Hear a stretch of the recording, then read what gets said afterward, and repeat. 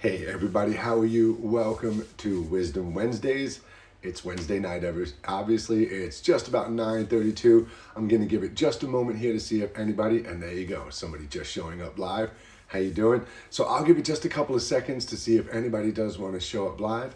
And if not, we'll kick right into it because these conversations, these Wednesday night videos, the Monday morning meditations, these are on my Instagram page in IGTV, and they're accessible through my Instagram page. So they're always there. So I love to do it live. I love to know there's people watching live. But really, if you have other things going on in your life, it's completely okay. So again, I'm just going to give it another minute. We got one person here watching live right now. And again, every Wednesday night, 9:30 p.m. Eastern Standard Time, New York East Coast time, I do this Wisdom Wednesday where I get together and I just talk about something that I find interesting, that I find enlightening, and that I think might be able to help other people. And tonight I have a seriously good topic. The topic tonight is about Jesus. And before anybody goes and runs away and turns the dial because I said tonight's topic is about Jesus, don't do that. Don't run away, because I promise you, this is going to be a great conversation about the person we refer to as Jesus.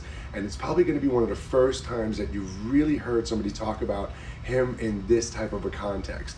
And before I do that, I just want to say this conversation is not meant to insult, belittle, or demean, or take anything away from anybody's faith. But it's about information that I have come to understand from research I've done and modern interpretations of things that we may not be so clear on.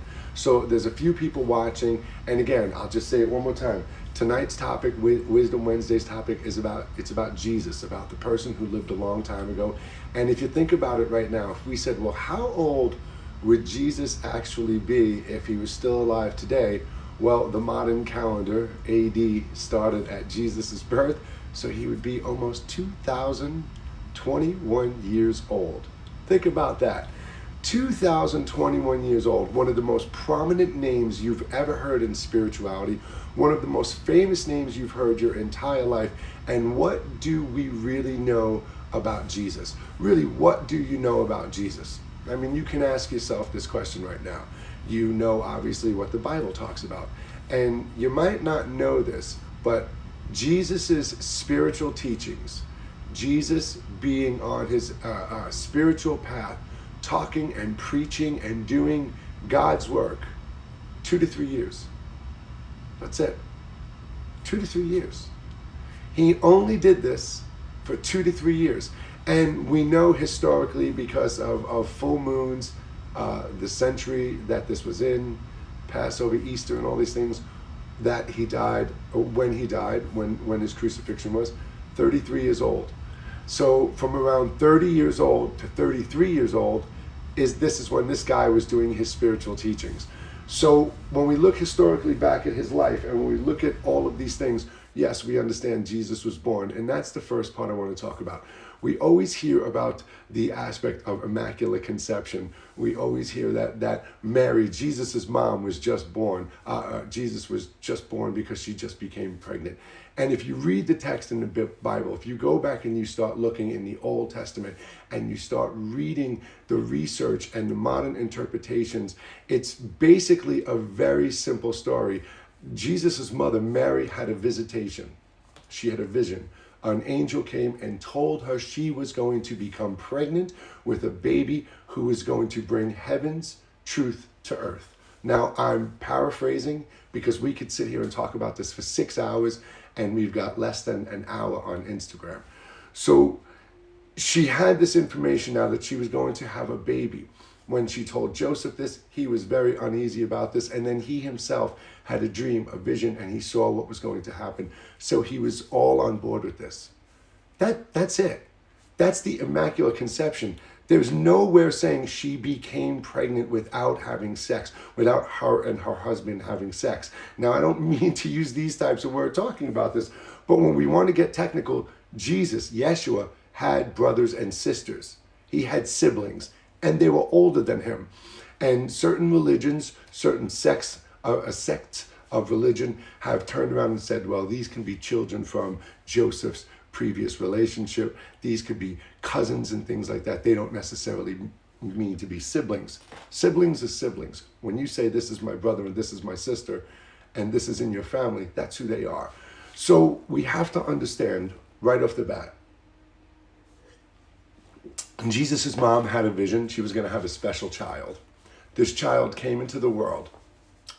This news was out there. You know, she talked about this. She was very religious, very prominent in her church.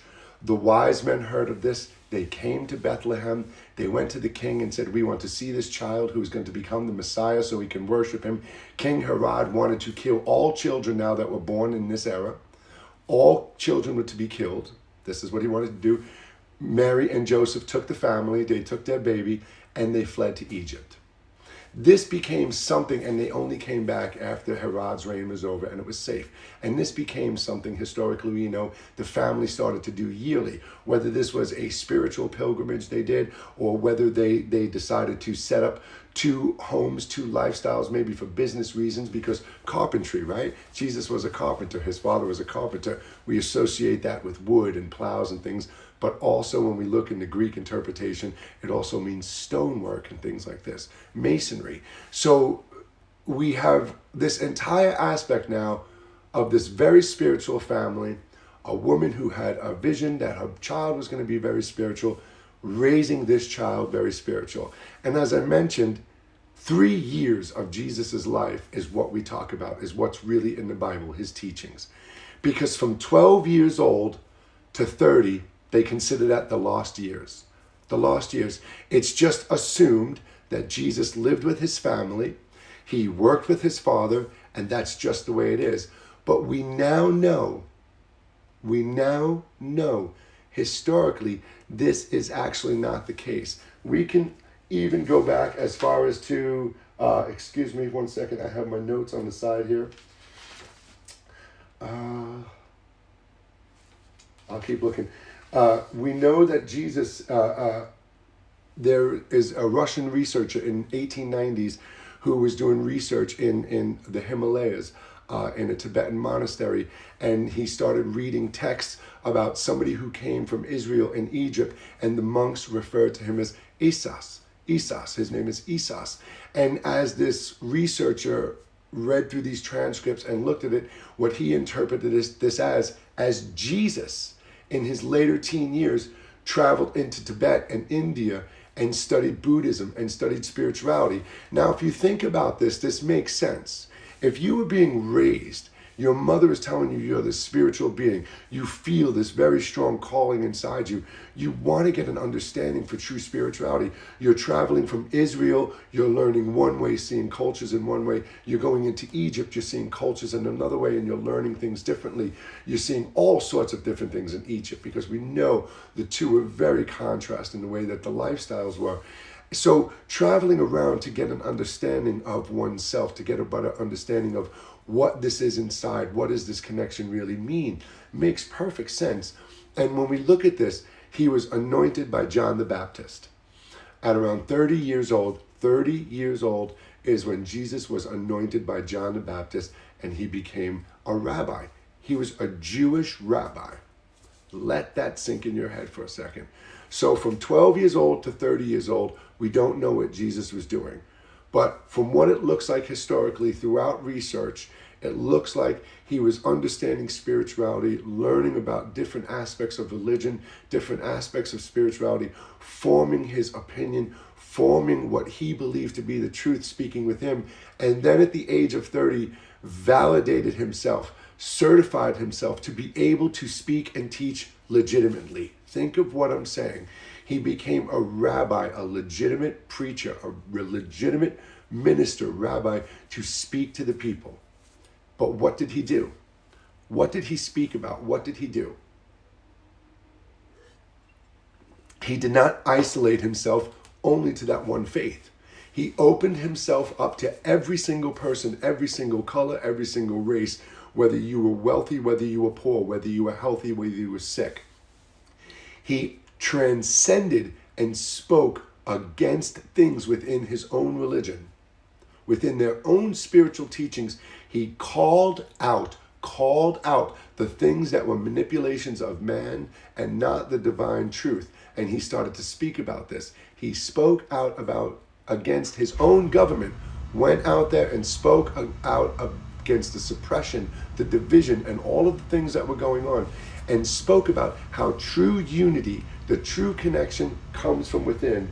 And this is very interesting, because one of the most misunderstood terms that Jesus said is, the way to the Father is through me.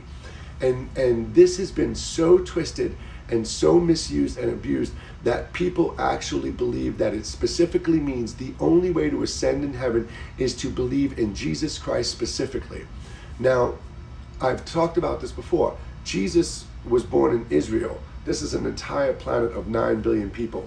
You cannot logically say that a divine source, a divine being, your celestial mother and father, expect every single person on the planet to know who this one person is, or they can't come home.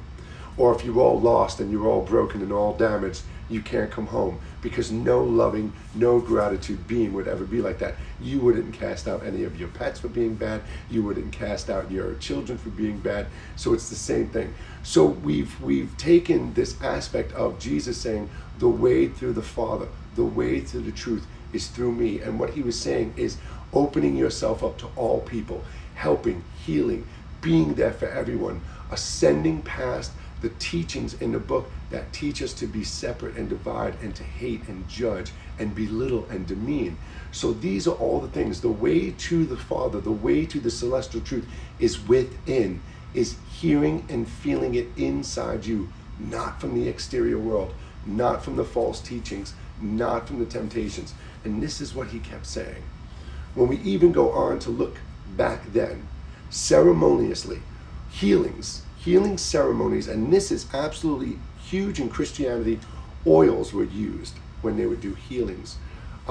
Ointments would be placed on a body. These oils, now we know they're scientifically proven right now, scientifically proven that these oils, many, and when I say many, I mean most of these healing oils that were used during that time had cannabis in them. It's the truth. It's the truth. And when we reinterpret and think about this now, Jesus used oils to heal people. We know this. It's written. It's biblical. We know he used healing oils on people. He placed his hands upon them and healed them, from lepers to people with wounds. And if you think about this, rubbing, and it even interprets in the Bible when you read it, drenched those he was healing in this oil, drenched them. And we know cannabis oil through the skin can absolutely alter the way you feel. So rubbing this oil, placing your hands upon the injured area, rubbing, healing this area is rubbing and massaging this area, these oils into them and performing healings. Now, I'm not going to get into walking on water and all these things, but even when we get into turning water into wine, we hear this because it was a wedding. They ran out of wine and Jesus turned water into wine. First off, when you look historically at weddings back then, weddings were not one day. They weren't 2 hours, 3 hours. They were days long, okay? Wine was only supplied by certain individuals. What we read now is the word is myrrh, M-Y-R-R-H, which is a specific plant. But these plants have herbs and properties in them that, again, are hallucinogenic, cause dizzying feelings and feelings like you're drunk. So these plants and herbs were used to create drinks and wines. And in this book right here, now this is scientific fact proof. This book right here, it's called The Immortality Key, The Secret History of the Religion with No Name. This is through artifact research of taking the jars, the clay pots, the stone pots, all from that era, all from the time of Jesus, and testing them, looking at the trace elements in them. And what they found is even wine, when they would make wine would just be grapes, right? That's what we think it is.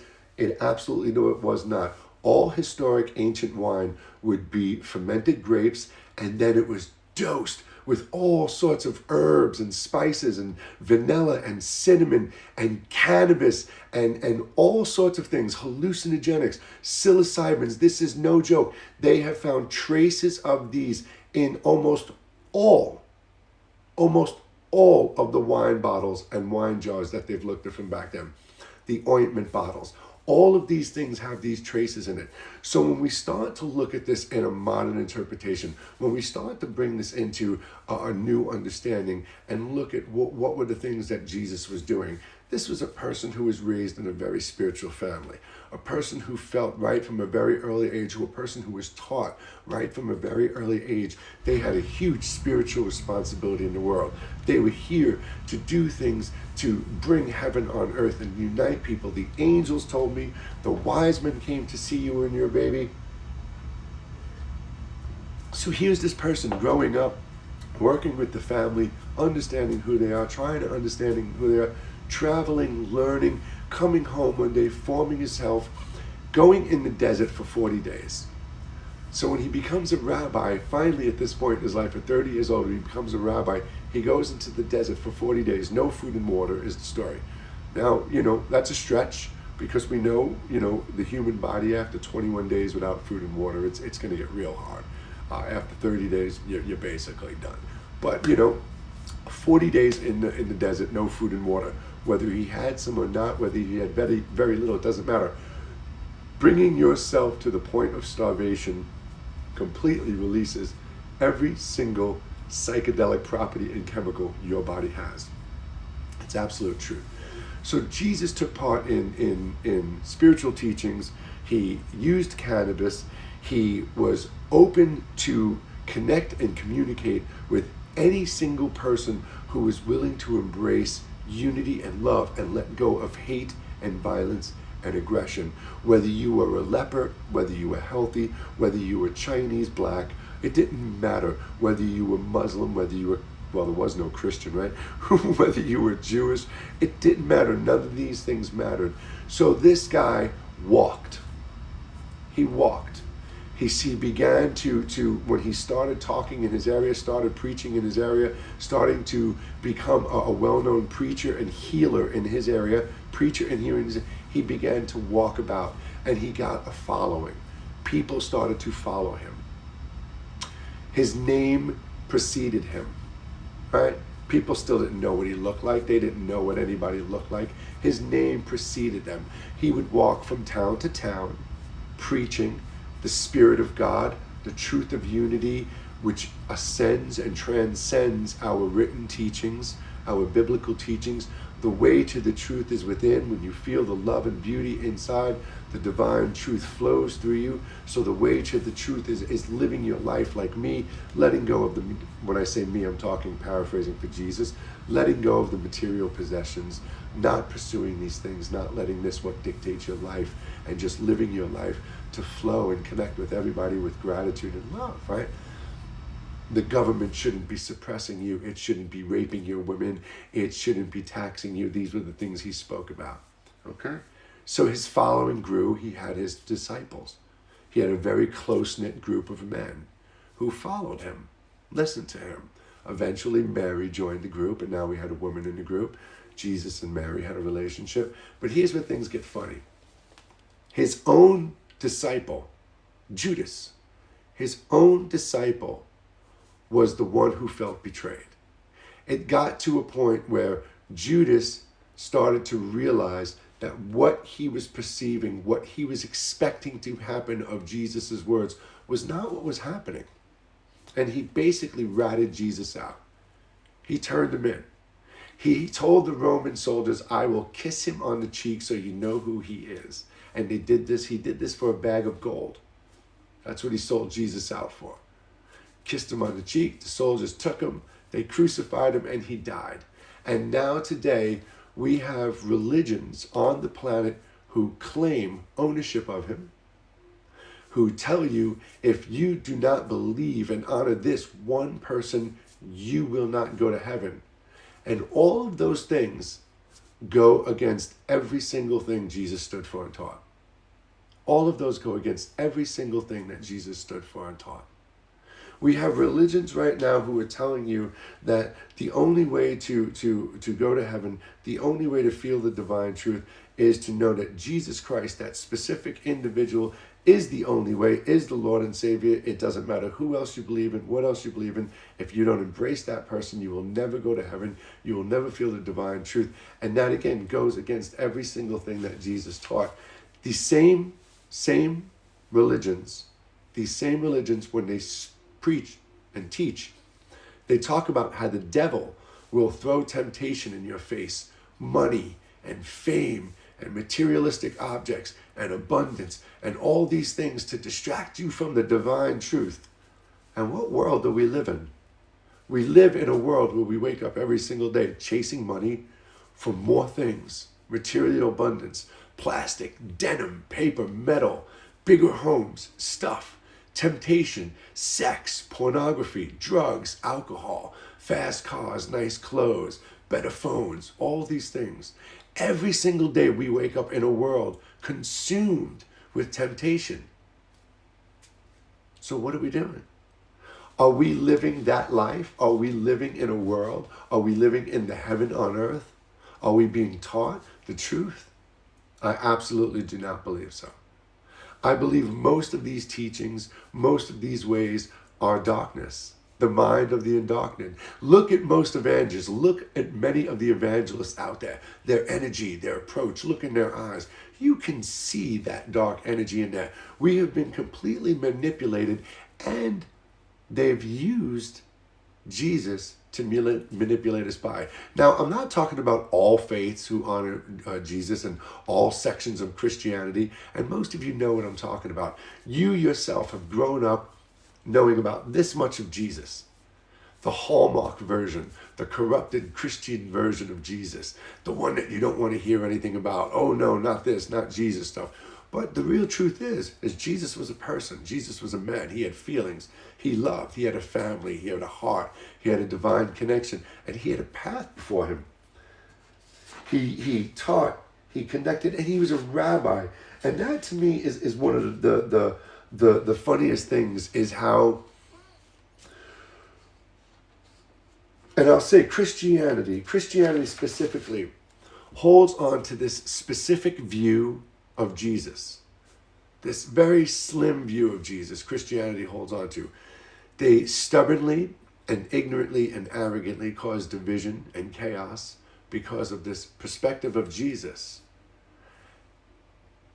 And the whole aspect of Jesus, what Jesus did, who he was, he rose above his religion. He taught beyond his religion. But here we now have a religion that is putting Jesus in a box, speaking for Jesus, telling you what Jesus meant, and telling you the only way is through Jesus, when every single thing that Jesus taught you was the exact opposite of that. As long as we embrace love, kindness, gratitude, patience, and forgiveness for even those who hurt you the worst, he said it best. How does it feel to carry that hate in your heart? So the way that truth inside that you feel, that you second guess and deny, that truth that you hide because of everybody else's opinions and wills and perspectives, that is that divine light that he surrendered to. And when you surrender to it, it will not lead you astray because it is a divine light. It is leading you away from the darkness. But we are living in a world full of temptation. And every single day you wake up knowing you can do things to better your life, make your life better, be a little bit better, be a little bit more closer to that truth within you. Because the way to the truth, the way to the divine light is within you. And that was the simple message. That was the simple message. So I really...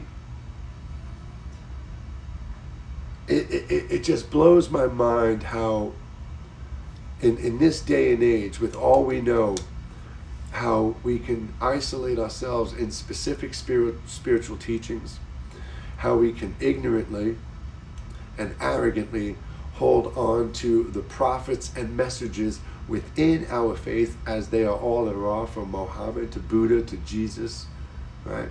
When these teachers themselves, Muhammad, Buddha, Jesus, when they actually taught beyond the teachings of their time, I can't say that enough to you. Think about what I'm saying.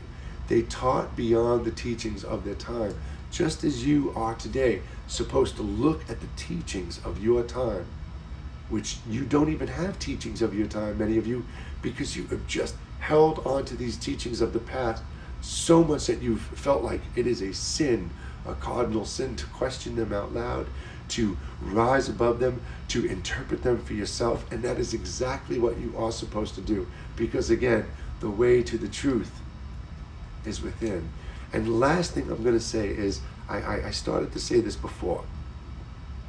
If you're a parent, or you have somebody you love in your life, and you truly love this person, and they do something, they're lost, they're hurt, they're broken.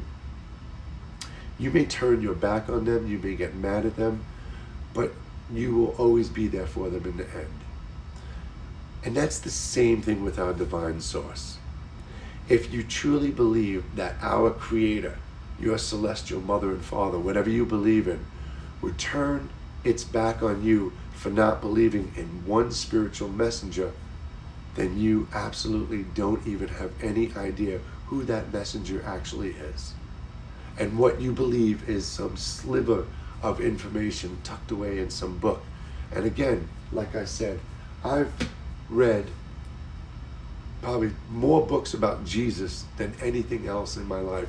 I've read more books about the artifacts found in those times, the chemical properties of those artifacts from the wine bottles and everything of those times, that it transcends what you will find in the Old Testament and the New Testament. Because again, these are only taking one portion of Jesus's life, and they are just paraphrasing the entire rest of his life and assuming and insinuating. And there are facts out there, and there is truth out there, and you owe it to yourself, not just about Jesus, but about Buddha and about Muhammad. Look into your faith. Look beyond your faith. See what other scientific research and information has been done in your religion that has been done outside of the religion. It's time for us to understand that we have to transcend the separation of our faiths. We have to transcend what separates us, what suppresses us, and what divides us. Physically, mentally, spiritually, sexually. We have to understand it's time for us to unite as one. And here's the last interesting bit of truth. The Jewish faith believes the Messiah, the true Messiah, won't be a being who floats down from the sky like Christians do. They believe that the Messiah is going to be a regular person just like you. Nothing special about them. It's actually going to be a person who comes from a very rough life, a very hard life. And this person is going to unite faiths. They are going to start to bring all faiths together. That's what the Jewish faith believes that the Messiah is going to do. It's going to be a regular person who transcends the current teachings of religion and government and starts to unite the people and unite the faiths. But Christianity believes it's going to be a being who floats down from the sky and only takes those who believe in that one specific being. I'm sorry, my friends, that is wrong. And it goes against all the teachings. And when you read those words and when you read those teachings, it is not what they meant. You know, these were people who suffered. They were poor. They took themselves out of their homes. They gave up their possessions. They lived on handouts. They connected and communicated with anyone and everyone who would listen. They weren't selective. They weren't judgmental. They were completely open, full of love, full of kindness, and had an understanding for pain and suffering that most people don't, because they put themselves in those positions of pain and suffering to truly understand and get in touch with parts of themselves that would enable them to feel and have stronger communication and connection with that divine source, the same as you. When you have these traumatic experiences in your life, when you have these events, and then afterwards you have this intuitive ability, this clarity, this just connection to you, an understanding, it's because you are ascending. You are on the path of enlightenment. You are becoming the student, the disciple, the messenger, the teacher, the prophet, the Messiah, the God, and you are going on. But really, I just wanted to do this. I've been wanting to sit down and have a specific conversation just on Jesus, to really take the person outside of the box that he has been placed in for 2021 years now. Well, a little less, because Christianity formed after his crucifixion. But, if you think about that, for 2,000 years now, we have been perceiving this person as one way, when there is complete factual documented proof, historical proof of his whereabouts and what he was doing. And even so, Mary Magdalene went on after Jesus' death and continued on with his teachings. So if you really want to understand what Jesus was talking about, and that's why Mary Magdalene was initially shut out from the church and called a whore, a prostitute, which they later recanted, and they have given her the title of apostle. It's true. They did this because afterwards she went on and was teaching Jesus' teachings, but she wasn't staying specific again into one faith. She was trying to unite all people of all faiths, all lifestyles, and the church didn't like that, and they pushed her apart. And then later, like I said, they recanted that and changed that. So again, if you want to even look into Jesus' spiritual teachings beyond the Bible, look at all of the teachings that are available from Mary Magdalene. They're absolutely beautiful. And you will see how so many other spiritual branches from them have stolen bits of parts and information of that. If you want to know more about historical facts about Jesus, I'll be more than happy to give you the title of tons of books.